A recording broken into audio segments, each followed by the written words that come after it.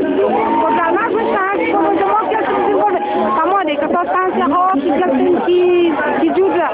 E deixar na caldeira a tinteira para fazer um pouco. Então que eu mostro que tornará mais mensagem em 2012, essa continuação do trabalho.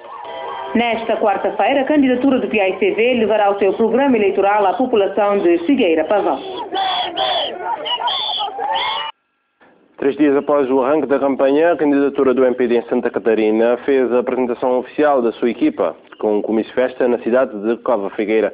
Fernando Elísio Freire, dirigente do Movimento para a Democracia, deslocou-se da praia para reforçar o apelo ao voto dos Santa Catarinenses na equipa liderada por Alberto Nunes e Luís Alves.